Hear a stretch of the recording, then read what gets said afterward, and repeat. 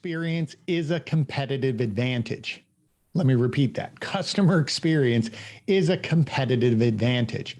That is what my guest today on the podcast, Lyamen Savy, who is the CEO of 321 Ignition, a website provider for automotive dealers, believes. She has focused her company on delivering customer experience to her clients. She has focused her company on creating an environment, a culture where customer experience matters, but also the customer experience inside her building. And she talks about how she built it and why it's important. We talk about hiring people for that customer experience, as well as where businesses have to focus over the next 5 years, or else they're going to be left behind.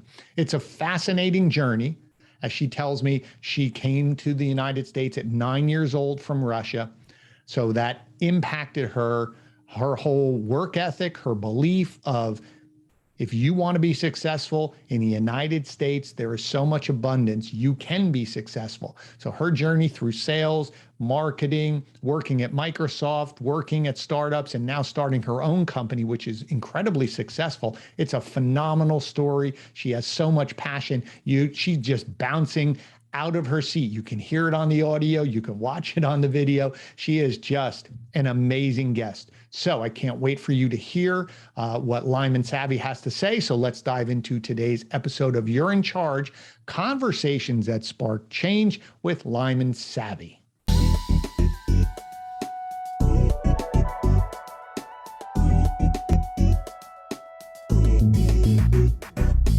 Okay, so Lyamen, let's just jump right in. What I am fascinated with in your journey and how you came onto, I don't want to say my radar, but people were talking about you and your company.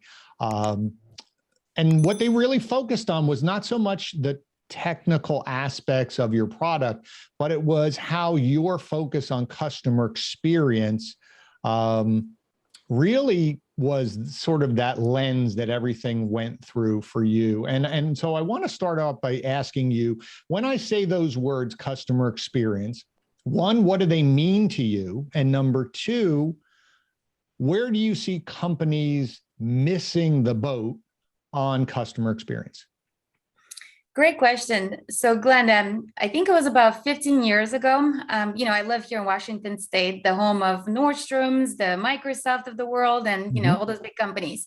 And about 15 years ago, I went to a conference to hear Howard Schultz from Starbucks, CEO, founder, talk about customer experience. Actually, no, sorry. It was Howard Schultz. And he was talking about the customer experience. And he said, take a guess, who's number one in customer experience? And so normally I thought he's going to say Nordstrom's, because everybody who knows Nordstrom's, they know that Nordstrom has the best customer experience. And he said, it's not Nordstrom's, it's Amazon.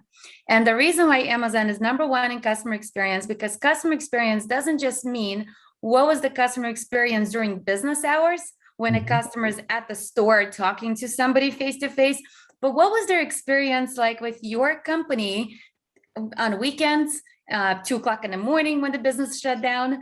So it's really about the digital journey. It's all about the experience on any device.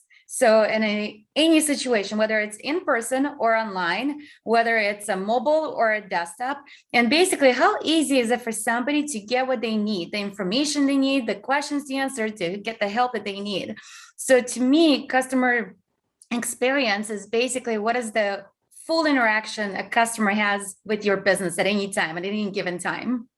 Okay, so, and I agree with you. So let's go down this, because I love where we're going here. Okay, so then we all do hold up the Nordstroms, the, even Starbucks and the Amazons and Disneys and all these other companies for experience. So where do companies get it wrong? Where did they miss out? What's interesting is I see the future where every company is going to become a technology company. So right now, when you look at the global economy, there's about 27 industries, and technology is one of those industries. But in the next 10 years, if you ask 72%, according to one of the surveys, research I saw by Forrester, they actually talk about there's 27 industries. One of those industries is technology industry. And back in the days, you used to compete against the company across the street from you, and you were doing things maybe 10% better. Now, every company is becoming like technology. Like every day we're reading about how there's another car company that's more like a technology company, like that operates like Tesla, or like operates like Room of the World. If you think about, for example, Uber. Uber is a technology company, so they didn't replace a taxi; they became a technology company. DoorDash, they're not just grocery delivery service; they're a technology company. So really, the future is that every company is going to become a technology company. So technology is no longer going to be an industry; it's going to be of how every industry does business. And so, to me, customer experience is how do we leverage how do we using technology to improve the customer experience, whether it's online or offline or in person and everything else in between. Okay, so let me push back on that to get your opinion on this. I think you're right, and I agree with you that technology is important. But do you think that it is that in your experience, that sometimes it's the cart before the horse, meaning they get a piece of technology and then try to figure out how to wrap their culture around it versus understanding who they are as a business and then finding the technology to suit them? Do you see that as a disconnect? Definitely. I mean, for example, digital retail, digital retail became this hot buzzword, especially during the pandemic. And I always talk about how digital retail is just a checkout button. And so what we're missing is the full experience. Exactly what you just said, Glenn, is that, I talk to dealerships all the time. They put on this fancy digital retail tool on their website, but they're completely neglecting the overall experience of the website. Right. So who cares if you have a digital retail button on your website when nobody can find it, when the website is so hard to navigate and it's not building trust with consumers. So it is putting the how did you say, what's that? English is my second language. So what's that saying? We put the cart before the horse. Right. Yeah. So they're putting the digital retail tool, but they're completely missing the whole point of what's the experience like before somebody actually starts using the tool. So walk me through then your mindset as you and your partner, are building this company, building this technology to serve that end, right? To make it easy for a customer to find information, get their questions answered. Again, is it that people are not, to your point, not thinking through how all of this technology impacts all of their processes? I use the image of an octopus, where let's say your website is the head of the octopus, but you have all these tentacles going out into your business, dealership. I know we both serve automotive for a large number of our clients, but any business, it's understanding that, is my website, my online business set up in a very similar manner to if they came into my brick and mortar retail location? Am I answering questions the exact same way? Is it easy for them to find that? So for you, when you were building your platform, was that important to you to make sure that customer experience, ease of use was forefront for your clients? 100%. The one I always say, the devil is always in the detail. Details matter. And that's been so ingrained in me as a child by my grandma. My grandma, she's a Russian, strong, stoic woman. And she used to always say, if you're going to do something, do it all the way. Don't do a half-assed job. Right. And so when we started building our company, I literally obsessed over little detail. Like I didn't sleep probably for the first 6 months. One is I was entering a brand new industry I knew nothing about. I knew there was a problem and I knew how other industries were doing. And I knew there was a huge opportunity to innovate and disrupt. But I didn't know anything about automotive industry. I didn't know who were the major players or anything.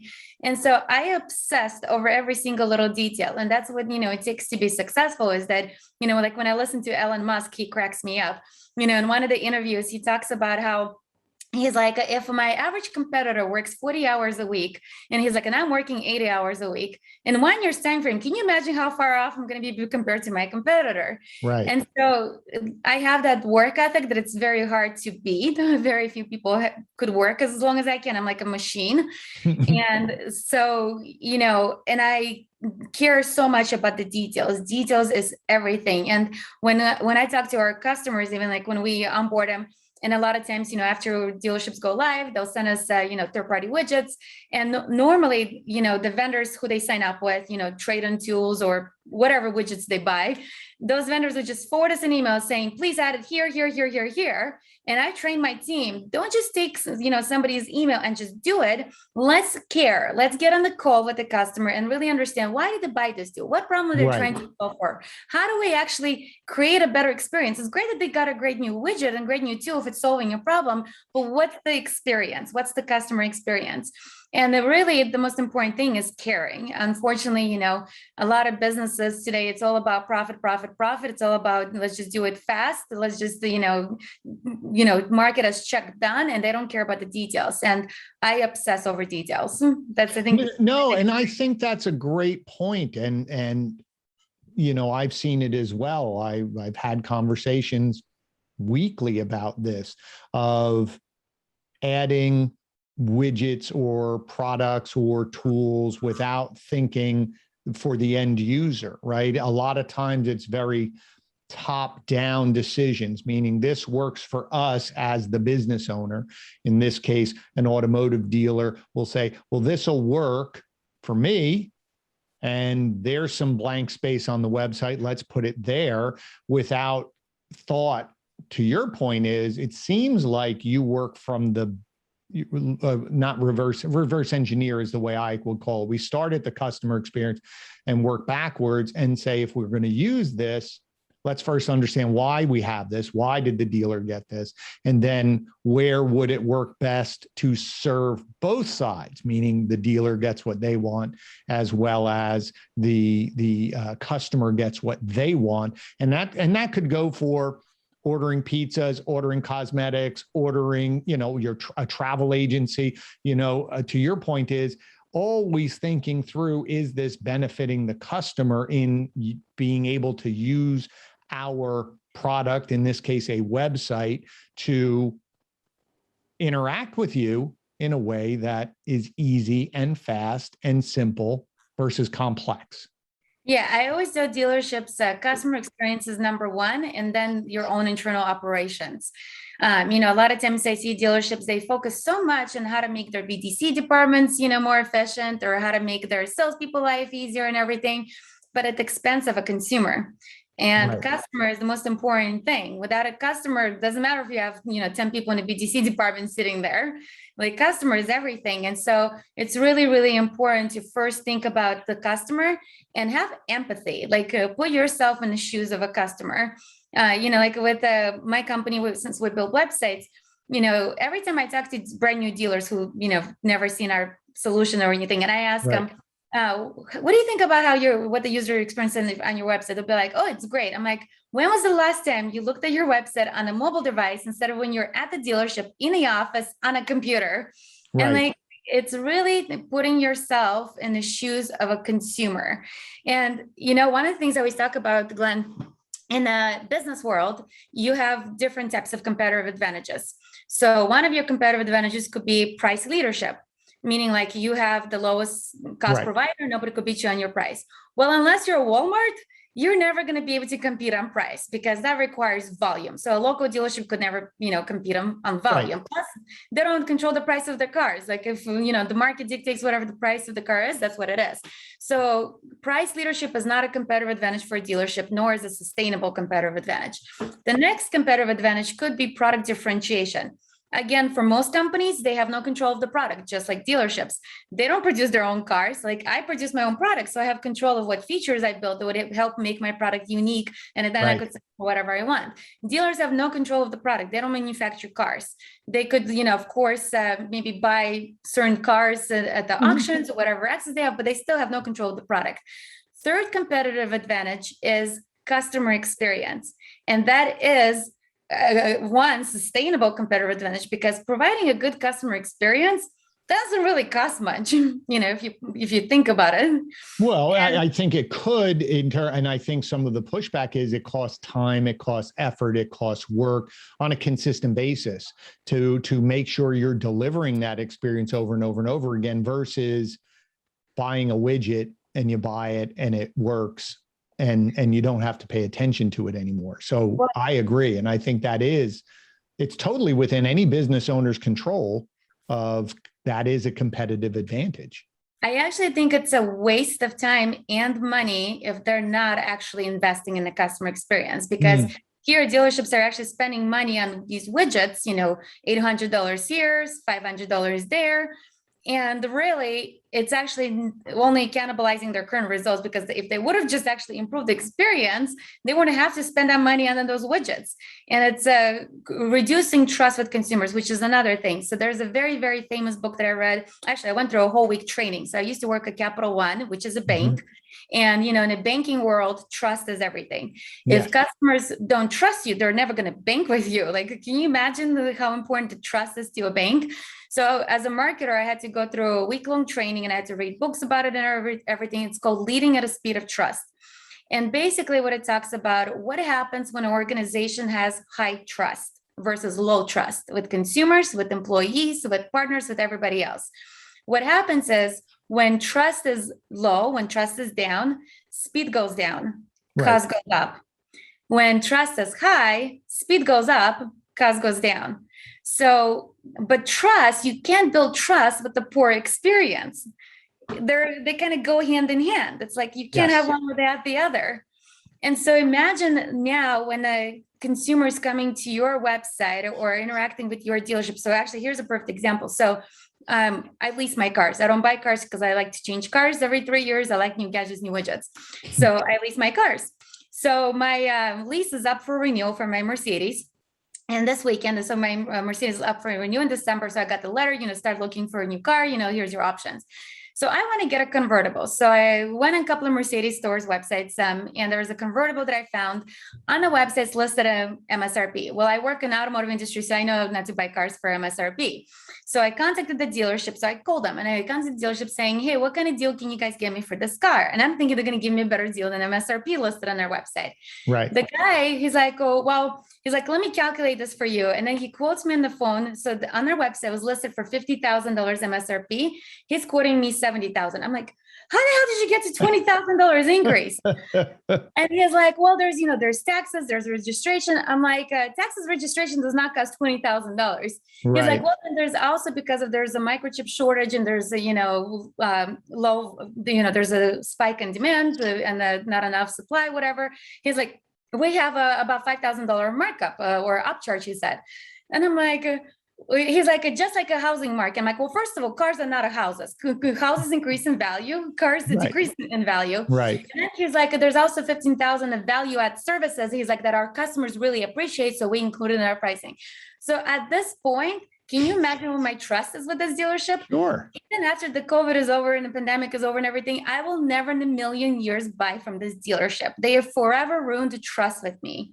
So for them to repair trust with me, it's going to take so much more time, resource. And by the way, I've told the story now to several people. Right, but you probably won't even give them the opportunity to try to rebuild their trust. No.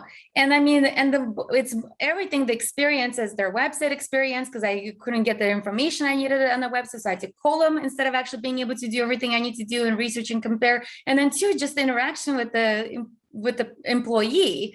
I mean, like, I was so close to actually reporting to I'm like, isn't this illegal? You can't price the vehicle one price on the website and then try to upsell me to $20,000 above. I mean, like, right. This is insane. So, leading a speed of trust, I think everybody needs to read that book, regardless of what industry you're in, and go through that training. What happens when trust is low. And I think this is a perfect example of when the balance, we forget that it's customer experience. To your point earlier on, where you were saying it all becomes about profit because I can, that's not a good enough reason. But let me take a step back. To your point is, if you price the vehicle at $70,000, for instance, on the website, and then you said it's $70,000, then there is, you may not like the price, but there's a consistency where you could trust. You may think it's that's a crazy price for the car, but what you were saying is it's this idea of, I see one thing, I talk to you, I get another answer. And I think across everybody who's listening should be thinking about that in your own business. Are there any friction points in your process of interacting with your customers where they could get two different answers depending on who they spoke with at your company? And that's really important, because to Lyman's point is that it begins eroding trust. It allows somebody's guard to start going up to say, I don't like where this is going. And it's really important for you to understand that. So let me pivot to one on this idea of customer experience. So put your marketing hat on, because again, you are not only CEO of your company, and you, as I said earlier on, you've done it all. You've done the sales, you've done the marketing, building projects, incredibly successful in all of those areas. Where do you see, and we can focus on automotive because we're both there, but in any industry, why are we so hesitant about marketing the experience we're going to give to consumers, if that's really that important to them, versus we're always just talking about price?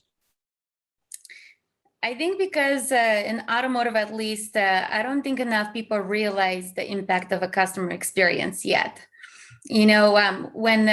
When I talk to new dealerships about our product, and when I show them our results, the dealership see it the minute they switch to our platform, the numbers are so high that nobody even believes it. Like, dealers see increase of 500% in lead volumes and doubling their sales and everything.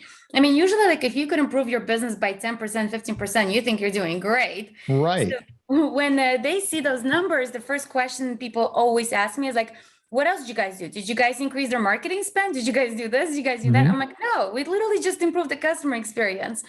And it's just in automotive, for some reason, people underestimate the power of a customer experience. And I think that it's going to start to change. I mean, if you think about, like I always talk about Carvana, CarMax, they don't have the cheapest prices. The only difference they have is the customer experience. People want to save time. And I always say, rich people buy time. Rich people, spend money to buy more time. So if your dealership could help a consumer save time and they trust you, even if they know they're spending $1,000 more with you buying the same car, they'll be like, that's fine. My time is worth more than that. No, and I think that's really important for everyone to listen to, because part of it is, certain industries, as you said, I think your number was 27 different industries. Every industry is changing at different times. The Amazons on the world and online shopping for certain purchases has evolved to the point where I don't have to go anywhere. I can just type something in and it arrives on my doorstep. And we've even gotten to your point about time. It used to be Amazon was a week, 2 weeks, and who cares? Now, if it's not here by tomorrow, I'm frustrated. This is not working anymore. I think to your point about DoorDash, where now, do I want to go pick up my takeout food or have someone bring it to me? And is it worth paying $10 to have someone else bring it to me versus me get in my car and drive? All of these decisions now are based on what's my time worth and am I willing to pay for it? I think in terms of automotive, I think what we're seeing is this transition, but we have a front row seat to the fight between this is the way we've always done it to this is the way we're heading. And that fight of you're seeing the some percentage are just jumping right in and going, yeehaw, let's go. You have the other people who are staunchly saying, I'm not even paying attention. And then people in the middle going, I don't trust it. I'm not sure. Really, I got to try, I got to change. But I think we're seeing this. People questioning, why do I have to spend all this time? Why is it so hard? Why can't I get just one price? Why are there 3 or 4 prices? And again, I think they understand, buy, like a loan, that concept of maybe my credit score isn't, but to your example here, the price is all over the place. it just erodes trust. So if somebody's coming to you and saying, how do I fix it? Let's say someone comes to you and says, how do you help me? Where should they look first? I mean, it depends which part of the business. Of course, they want to fix the customer experience. Of course, 3-2-1 Ignition, we're mobile first website provider, so we could help fix that problem. One of the challenges that at least my competitors have, that's my hypothesis. Of course, I don't work there, so I don't have insights, but my hypothesis is, in a technology world, there's this problem called technology legacy problem. The older the company, the harder it is for them to innovate because they have accumulated so much tech debt, over the time you accumulate more and more and more. And so, if you want to change or fix a problem, the question is, can your current provider fix it? Or they have so much technology that even though they're big and they have the resources, but there are so many bandages in their platform that they're going to have to really, the only way to fix it is to, rebuild it from scratch. Right.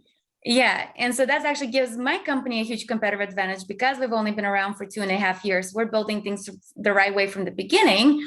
One, because we already know what the right thing to do versus, some of the older companies have been around. The issue is with a lot of these legacy industries, and the legacy industry like automotive. Automotive is one of the oldest industries.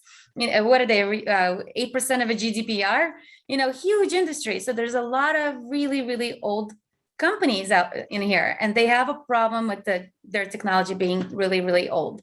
So do you think, sorry to interrupt, but do you think also, because I like what you just said there, like a legacy tech stack, do you think it's also a legacy mentality that's a problem of changing? 100%. So, when I worked at Microsoft, Satya, the new CEO after Bill Gates, when Satya became the CEO of Microsoft, the stock price of Microsoft, I believe, was like $37 or $40 a share. Last Friday, Microsoft hit at $300 a share. And while I was there, the way Satya was doing it is he was changing the company culture. Microsoft has been around for God knows how many years. I forgot, what is it, 50, 60 years? I don't know how many years they've been around, but they're a legacy company. And so he changed the company culture based on this very famous book, which, by the way, I highly recommend everybody to read it. It's called Growth Mindset. And in the automotive industry, we're missing that. We're missing the growth mindset. The opposite of growth mindset is fixed mindset, is, we're all saying that this is how we've always done it. We're afraid of change. We're afraid of failure, but you have to embrace change. Right. And so, if you take the chapter from, with Satya, can you imagine changing a company that it's are they now $1 trillion in revenue? I forgot how, I think they bounced over $1 trillion at one time, but they're pretty close. Yeah. So, how do you change a company that has 140,000 employees, 150,000 partners? 97% of a Microsoft partner revenue comes from partner ecosystem. Right. So the only way to change it is to change your mindset, growth mindset. And, right now, as during the pandemic, dealers have been making record gross profits because of a shortage of inventory. And there's all this extra income because people are not traveling and stuff like that. And so a lot of people are just being so focused on today that they're missing that the fact that in the next 5 years, the industry is going to be unrecognizable. Right. The fact that a Forrester analyst is saying that 76% of CEOs across the world in every industry is saying that their business model is going to be unrecognizable in 5 years, that says something to me. And so any dealer or any other business owner who's not paying attention to that, they literally have their hands stuck in the sand. Yeah, and I think to your point, I think that's why I love this conversation and why I really wanted to have you on, is because you always have talked, from the first time I heard you speak, it's always about customer experience. Everything you're doing is for that, trying to remove friction points, simplifying the experience. And I agree with you. I think any business owner who is not thinking about how am I making it easier for my customers either to interact with us or, as you said, build up that consistent trust level that someone has their back. They're always looking for that new advantage. They're looking down the road. I think you're right. I think there's going to be a lot of times where all of a sudden a business is going to turn around and they're too far behind their competitors without even knowing it. Yeah. It's interesting. Sorry, go ahead. So my twin sister, she used to work for HP. She actually now works at Oracle. And at HP, it's also a legacy company. They've been around for God knows how long. They've acquired so many companies. So a lot of their technologies are not speaking to each other. There's a lot of issues. And she was in charge of their global enterprise sales, where she would close $500 million deals with Amazon. How many salespeople close a $500 million sales contracts? And so one of my favorite quotes that she always says is that whenever she's trying to get a customer to buy something, she focuses on the customer experience, how to make their life easier. Right. And she's like, I have a high tolerance for my own pain, but I have very low tolerance for my customer's pain. And if you think about what she's saying, is that whenever she's trying to do something that has never been done before, whether it's in the industry, whether it's her company, because it's your old company, she's like, I will figure out a way to do it manually, even though it's going to be extremely painful in terms of, process and everything else. But I'm going to figure out how to do it to make sure the customer's happy. And then I'm going to figure out how to make it, more scalable in the back end. So she has a high tolerance for her own pain and very low tolerance for her customer's pain. I love that. I want to just pause for a minute. I hope people understood what that was, what you just said. There's too many businesses that it's reversed. Mm-hmm. I don't think it's a conscious effort to say, I'm going to make it tough for my customers. It's just this balance of when I'm making changes and things are evolving, I want to make, I'm hoping to make it easier for us internally to do our jobs, because I'm also with my employees and I'm trying to make them happy and make it easier for them as well. But I don't think they always put every decision through that lens to say, is this continuing to make it easier for my customers to interact with us, at the same moment in time, making my employees happy. But I like what you did. Hey, we might have to suffer a little bit in here, but we're keeping our customers happy. And then phase two will be, let's figure out how we can make it easier for ourselves first, but always serving the customer first. Exactly. With the 3-to-1 ignition, I've always said from day one, we've been customer first, partner first, mobile first. Customers are number one star. Our partners are number two, because, without customers, it doesn't matter if partners know we exist. Right. And then we're the last ones. So being a startup, we went through a lot of pain, especially me, working weekends and everything, but that's okay. As long as, first I figure out how to make my customers the happiest they could ever be and the most successful they could ever be. And then I'm figuring out, okay, now that we figure this out, now let's figure out how to make everybody else happy too. And if my employees or any other company business owners, their employees are, complaining, which is why a lot of times businesses will prioritize their employees instead of customer, well, then you have a cultural problem. Then you don't have the right people on the bus. That famous book, Good to Great, first who's on the bus and then where you take the bus. So, if dealerships, I think, might sometimes also have a cultural problem, because a lot of people at dealerships work there for many, many years, and that's just how they're used to doing things. And so they're resistant to change. So I'm glad you brought up that the word, as you said, digital retailing gets thrown around all the time. I think culture gets thrown around a lot. So let's pivot onto that, because I want to pick your brain about that, because as I said, you've worked for the Microsofts, you've worked for big banks, you've worked in smaller companies. So talk to me about this journey that you had of building this and your 3-to-1 ignition, building it with that sense of what the culture was, because there's people out there who are going to, in your same shoes, saying, I'm starting something, or I'm in charge of this team, or I'm in charge of this division. And they're looking around going, yeah, I hear about culture, but I don't know how to build it, or I don't know how to maintain it, or I'm not even sure what it is. It sounds like you had a very conscious vision of what you wanted your company to be, meaning your employees and work environment. Yes, we know about the focus on the customer experience, and that's a priority. But internally, walk me through some of the ways that you made decisions about how you wanted your company to run, interact, grow, so that those listeners who are having those same challenges can take some tactical things away. Well, you know how I earlier said the leading at a speed of trust has to do with Mhm. both customers, partners, and same with employees. I'm very thorough about how I document things and how I communicate things because there's a lot that goes on in my little brain. And it's very, very important to make sure that, when I'm communicating my vision, that everybody really understands. And so, like, for example, even when I went to one of the conferences and there was so much to report to my team, and we have a pretty big team, and my team is around the world. Mhm. Like, we've been remote from day one, which, as you could imagine, a lot of companies were struggling during pandemic. Like, oh my God, how do we not show up, to work? Or Right. are people going to be productive? We've been remote from day one. What that has allowed us to do, one, is to recruit top talent anywhere in the world versus, like, I live here in Seattle. Good luck finding good employee. Like, I'm competing against literally every big giant company in the United States is in Seattle. Right. Right. Like, I'm not going to be able to find, great employees who want to go to a startup because startups are risky. So, like, even like when I was leaving Microsoft, like, imagine I'm giving up my bonuses, my stock options, my 401k, my amazing benefits and everything. So, like, how do you find, how do you get somebody, unless you're a CEO and insane, how do you going to recruit, somebody from those companies to come work at a startup? Right. So, by us being a remote, it allowed me to, attract the talent from around the world, the best talent. But the best thing, I think, because we're remote from day one, when we're interviewing people, I've always had in mind, like, can this person be trusted to work on their own? Right. They're not checking in, they're not clocking out.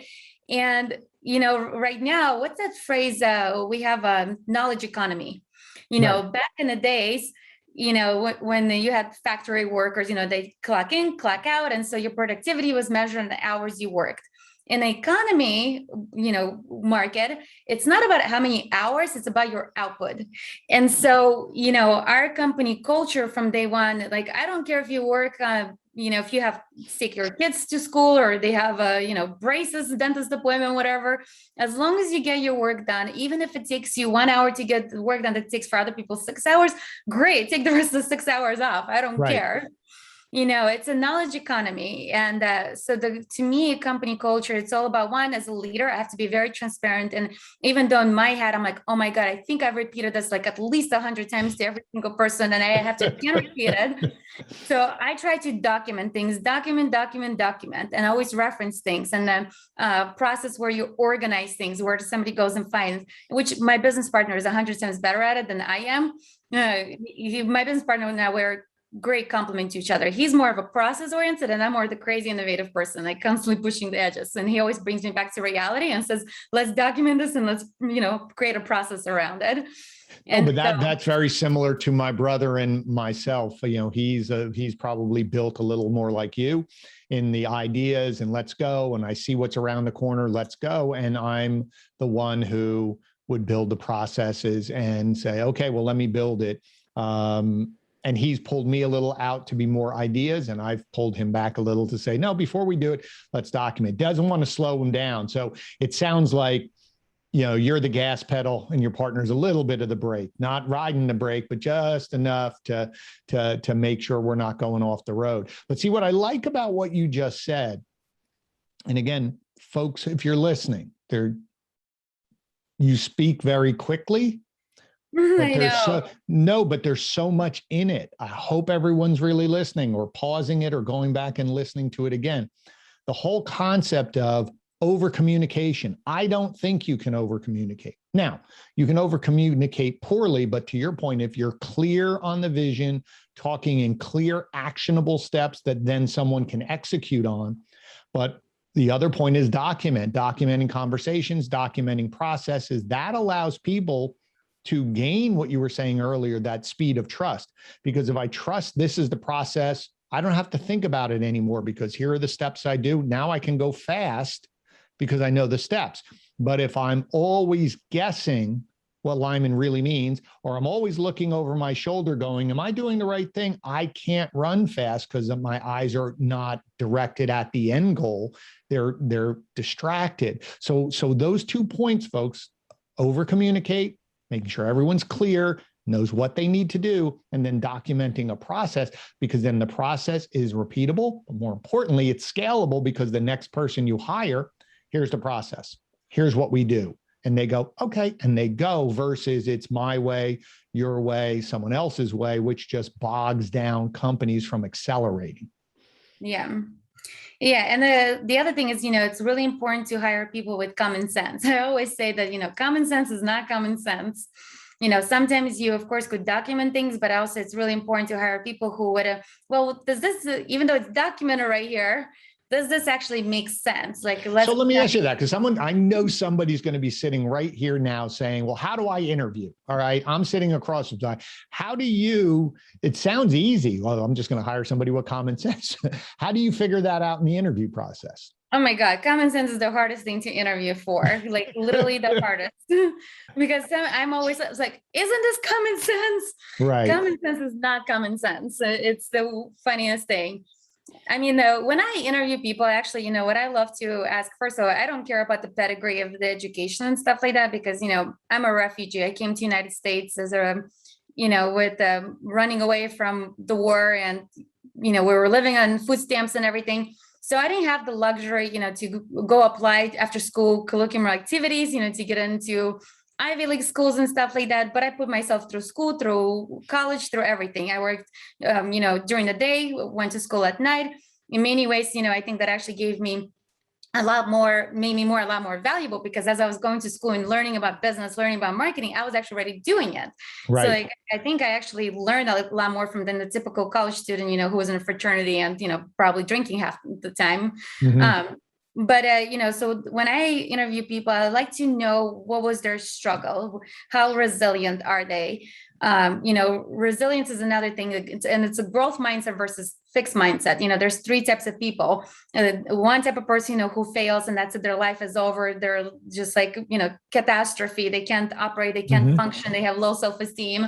Right. Other times, the second type of person, the growth mindset person, is like, well, okay, I failed, I learned something from it. And the third one, where that actually, whatever happened to them, it was a pivotal moment in their life.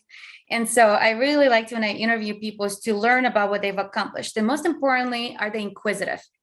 If you're inquisitive is the most important thing. Like I said earlier, Glenn, I was entering automotive space, knew nothing about car dealerships, never worked at a car dealership in my life, never would have thought in a million years I would be at a car dealership.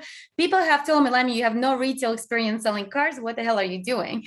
But I'm the most inquisitive person, not to, brag myself in the back. Like, I'm extremely inquisitive. I ask more whys than anybody else. I drive my friends nuts. One of my best friends, who's also my employee, Dana, she's like, you're like the biggest why person. She's like, I drive her nuts. How many whys I ask? So if a person is inquisitive, then I know that they will figure things out. Like, even if it's not documented in the process, they will figure out, because they're inquisitive enough to stop and think, well, wait a minute, even though this book said I should do this, should I really do it? No, but I think most CEOs, most, like you were saying back with Elon Musk, and most very successful leaders, CEOs, or just leaders in general, they don't have to have the title of that. They're always asking why. They're asking, why is this being done? Or why aren't we hitting our numbers? Or they're trying to work with their team to say, well, why isn't she able to do this? Or why can't I communicate this? It's always moving forward to accomplish the goal versus blaming. And I think that's a great question. I ask that in a different way. I'll ask it. Tell me a time where you ran a project or you were in charge of something and it didn't work out. Walk me through what happened. What I'm listening for is, are they blaming other people? Oh, I had a manager and they used to do this, or oh, they didn't give me this, or, I had a team and they wouldn't listen. That tells me right there, they're not willing to look at themselves, versus someone, I interviewed someone and I hired them, and their answer was, we were all working together. I'm not sure I was clear enough. What I learned was we need to do X. All of a sudden it became, to your point, inquisitive, self-reflective. They're working on themselves to move forward. I want a team of those people, versus it's everybody else's fault but mine. Yeah. And my business partner always tells me, he's like, Lyamen, as a CEO, everything is your fault. It doesn't matter what happens. Everything is your fault.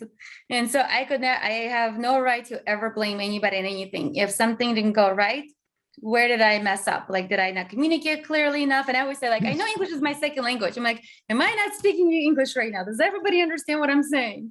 Well, it's again, and this is the key, and I've worked with some people on that as well, because I feel the exact same way. It's not that they understand you.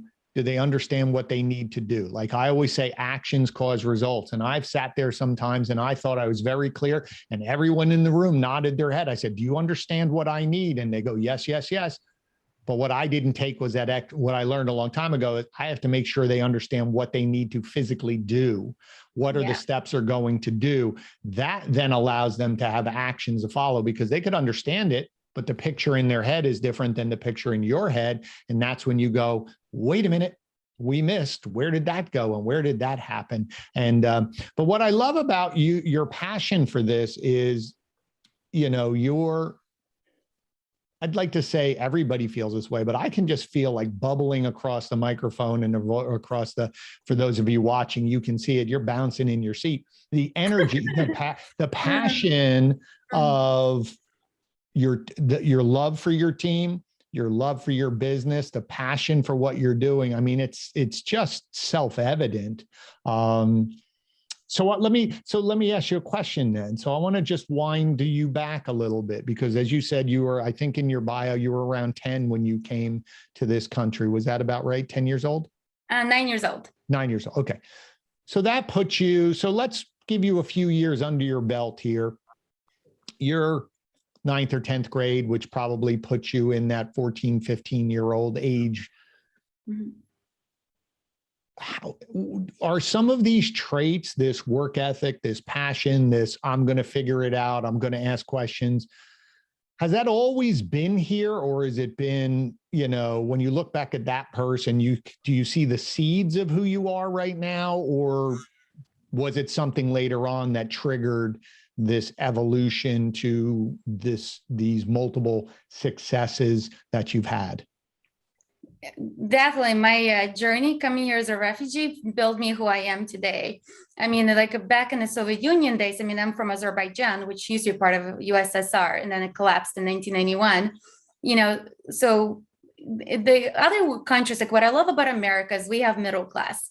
In other countries, you either have poor class or rich class. There is no middle class. And so if you were born poor, you're always going to be poor. If you were born rich, you're always going to be rich because it's all about bribes. It's all about who knows who's going to make the call for you. And so like, I remember like living in the USSR when we had stamps, that the government would issue us to go buy milk or to go buy, potatoes or whatever it is. And I have, so many stories about, those incidents when there was not enough food. Mm-hmm. And then coming to America, and there's abundance of everything. And I've always said, if I didn't succeed, it's because I didn't want it badly enough. Everything I want, I could get as long as I just want it badly enough. And, coming here with my parents, my mom was she didn't even have a high school degree. She had me, my twin, at the age of 17. So mm-hmm. I saw how much she struggled, coming to a new country, not speaking the language.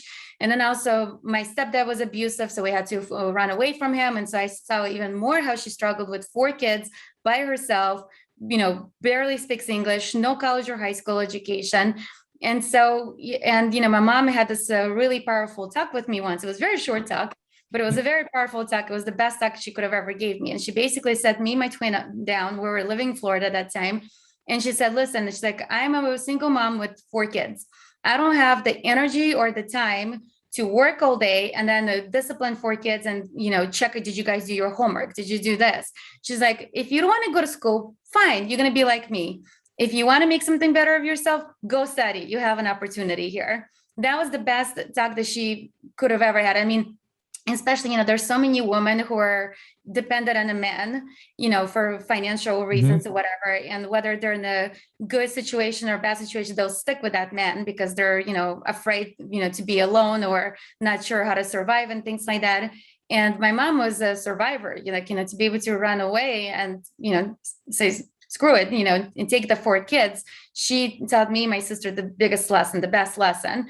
And I think that and plus my grandma was a total workaholic. I mean, my grandma is now 78 years old. She was already 65 years old. She should have been retired. She had 2 jobs, and I didn't even know she had 2 jobs. One of my friends came up to me and said, Lyamen, Lana, did you guys know that your grandma's working 2 jobs? Like, why aren't you guys helping her? I'm like, I didn't know she was working 2 jobs. So then we started helping her, pay so she would, for her stuff, so she would stop working. Like, so part of it, I don't know if it's my DNA, if that's just how, my biologically I'm wired, but it's definitely also my environment, seeing what happens when you don't, you're not independent, you're not in control of your future. But most importantly, I mean, in America, we have so many opportunities. There's no reason for anybody not to be successful. I mean, of course, everybody considers success different things, but like, I have some friends who's, they're really, really high up executives. I'm not going to name them in case they're watching because I don't want them to know that I'm talking about them. But their kids are just really not motivated or accomplished. And they talk about, social justice and things like that. I'm like, or they say, things like money is not important. I'm like, the only reason why you're saying money is not important is because you grew up privileged. Right. Like, or you have money. That's why you're saying money's not important. Like, wait until your parents, take the money away, and then we'll see how money is not important, So I think I'm wired the way I am, a combination of one, I grew up poor, so I've experienced both, extremes, and I definitely like the other extreme better, and 2 is just to me, it's my security blanket. If I'm ever in a bad position, I have so much dignity and pride, and like I would never be dependent on anyone. I will survive. Like I always better myself. And, 3 is just you are your environment. And my grandma, my mom's tough Russian ladies, they tell me better than that. No, but I think that, and the reason I've been asking that question of my guests lately is because there's always seeds, and I'm also part of why I do this is so that my kids look at this and say, oh, Dad made sense. Dad understood what he was talking about. But it's about that journey, because sometimes when you're in the beginning of it, you don't see the outside, or you take some of that work ethic for granted, or you just say, yeah, well, the parents just saying this. But in that 9th and 10th grade, because my oldest is now a junior, youngest is in 8th grade, and I see their development into what's realizing that effort matters. And yes, there's a security of I'm providing a roof over their head. And yes, they have some things, but there's also lessons of responsibility and accountability. And I just see it in my oldest son now, all of a sudden going, ooh, working, doesn't seem like too much fun. I said, well, that's a mental aspect. You have to, find something you want to do, but even if you're doing something that isn't your end goal, it's a mental attitude of how you approach it every single day, because you're going to do it. So you can spend 8 hours being miserable, or 8 hours at least trying to enjoy what you're doing. But I think to you, for what it is that example. And I think I'm going to just make an assumption, but because you've said it a couple of times, seeing the abundance when there was none, that it's there if you want to work for it, where people who see the abundance, or who are used to the abundance, no longer see abundance. They actually, in a weird way, look at it as there's not enough, if that makes sense. It's almost like they look at it as not enough, or they blame it as we have too much and therefore we're paralyzed. Because I actually have one woman who is part of the nonprofit I'm part of. Her kids actually say, Mom, it's your fault that you give us so much that we're so unmotivated. And I'm like, that is the most backwards way of thinking about it, but Right. kind of makes sense a little bit. Well, I mean, again, there is always that as a parent, it's very, it is a battle, because you look at times and you say, well, I don't want my children to suffer the way I did. But there's a difference between giving them everything with no responsibility, no accountability, but still giving them some things. But it is this idea of, well, you have to work around the house, and you have to make your bed, and you have to go get a job. Or if you want that, I will, my father always taught me a very good lesson when we were young, because we were solidly middle class, as you would say, that middle class. Father worked very hard, never had to worry for anything, for food or a house or anything along those lines. But if I wanted a bicycle, right, he'd say, well, I'll buy you this bicycle. And I'd say, but I want that cool bicycle. He said, well, I'll give you this much, and then you go earn the rest, go out and rake leaves and shovel snow and, do odd jobs around the neighborhood or save your money. And then you can go get that. So it was this combination. I'll give you X, but if you want Y, you have to go work for it. And I think that you can still do without making your children unmotivated. And I think that's just a lazy excuse for the children. It sounds like there's no accountability other than them just saying, hey, I'll give you whatever you want. And then all you're doing is creating children that are going to walk into the workplace and say, well, I get whatever I want around here. And that's going to be a rude awakening. Yeah, I watched Barbara Corcoran from the Corcoran Group. She's also one of the Shark yes. judges. And I listened to her podcast, and she once said, she's like, secretly, I always wished my kids would suffer. She's like, I know it's a horrible thing to say as a parent. You don't want your kids to suffer. But she's like, but I want them to suffer a little, because unless kids suffer, they don't realize, first of all, they're not grateful for what they have. And two, they're just not ambitious or motivated and driven and things like that. Right. So I think it's one of my favorite things. And I don't have any kids, like Glenn, you being a father and the fact that you have kids, I always say running a company is way easier than actually raising kids. Like anybody. Well, but I think you can actually take what you just said to apply it to your employees, because there are some people that want to make it easy for their employees. So they end up telling them what to do and reminding them what to do instead of saying, this is your job, I'll train you, but eventually you have to do it on your own. So that has a part of failure to it, meaning you sometimes have to watch your employees run into the wall, because that's the lesson they need to learn. You could scream, don't run into the wall, but then they're going to depend on you always. And you have to remember to tell them, don't run into the wall. So it is a little of that. And you can take that from that, because you don't want to make it easy, because then you're doing their job and you have your own job to do, and that's not going to make your company successful. So I love that analogy, Glenn. So if anytime somebody says, Lyamen, how come you don't have kids? I'm gonna be like, I do have kids. I have over 40 kids. I got 40 kids around here, and oh my God, it's, that's even, maybe 2 kids or 1 kid's enough. So as we wind down here, first off, I want to tell you, I've just enjoyed our conversation. I'm so happy that we connected and you came here, because I think everything that you've been saying is so valuable. As I said to you earlier, your passion, your energy, just all of these little bits of nuggets of information, they all connect. But what I always love is everything still runs through that end goal of customer experience for your customers. So as we wind down here, as we do at the end of every episode, we ask a few of these, I call them behind the mic questions, get to know you, just random questions, have nothing to do with anything else. Just to know a little bit more about you. So what first thing pops into your head comes into it. So give me a place that you want to travel to that you haven't been to yet. Brazil. Brazil. Okay. Mm-hmm. I don't know, if there was, I don't want to say your last meal or a cheat meal, something you shouldn't really eat, but you love eating it anyway, what's that secret little thing that you go, shouldn't really do it, but I'm going to eat it anyway? Ice cream. Any particular flavor or just ice cream in general? Usually any ice cream, but chocolate is my favorite flavor, but I'm obsessed with the ice cream. Okay. I like that. You and my son would get along. He thinks ice cream is its own food group. So I think you and he would get along very well. Okay. Now you've given us 2 books, Growth Mindset, Speed of Trust. What's something else that you're reading or listening to, or maybe it's a podcast, something that inspires you that you say to others, you should listen to this or read this?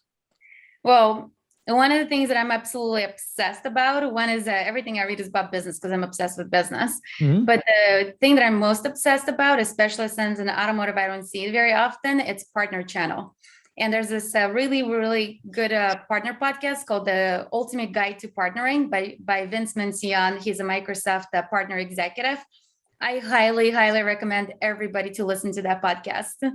Maybe one day I'll be in his podcast. We'll see. But we'll tell him, hey, you got to make sure. So and all of these will be in the show notes, folks, the books and this podcast too. Okay, we have 2 more. Is there, again, because you're so busy, this is always a loaded question. But is there a movie or something that when you come across it on TV, the few hours you can watch TV, is there something that you always stop and watch? I'll even list a little bit of it. I don't like any fiction because I like to live in reality. So I don't like watching fiction. And I love happy thoughts and happy moments. And I don't watch reality shows. I think it's just negative brain overload. Just So the only things that I watch is anything that's romance and comedy. Okay. And pretty much anything. Okay. So any of those. Okay. So we need the happy endings. Yeah. No, I'm not a big reality TV show either. Okay. So 2 more. Okay. I'm going to bring your closest circle of friends, maybe your twin, maybe your partner, a few other people, your best friend who tells you ask why too many times. And if I said to them to describe you in 1 word, what would it be? Good question. They'll probably say I'm a very high maintenance. Have extreme high expectations of everything I do, whether it's my business, whether it's my friends, whether it's my relationships. So yeah, they'll probably say my expectations are really, really high. Okay. I like that. Okay. So we've talked about a lot of things today, and I could sit here and continue to keep chatting, and I hope you'll come back again in the future. But if there was one thing out of all of what we've talked about today, if there's one thing you hope that the listeners would take away, and you're saying, this is the one thing I hope you get today, what would it be? Customer experience is a competitive advantage.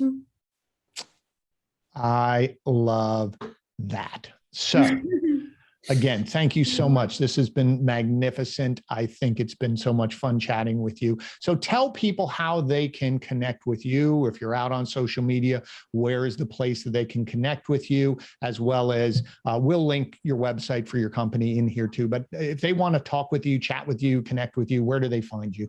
Yeah, I'm all over social media, Instagram, Facebook, LinkedIn. I'm the only Lyamen Savy in the world, so it's very easy to find me. Okay, great. And I would recommend, folks, listen, the one great thing, I've been very blessed with having guests.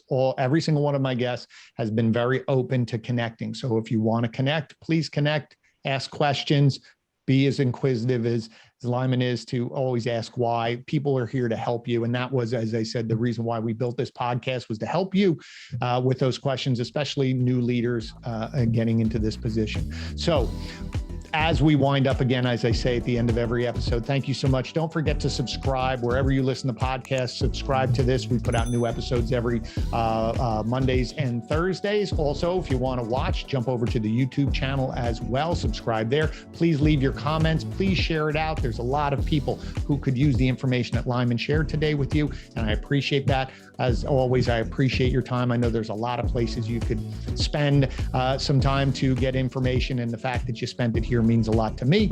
And as I say at the end of every episode, you're in charge, but now Lyamen gave you a few more tools to help you become more successful, both professionally and personally. Thank you again, and I look forward to seeing you on the next episode. Lyamen, again, thank you so much. Hope to see you soon. Thanks, Glenn. Thank you so much for having me.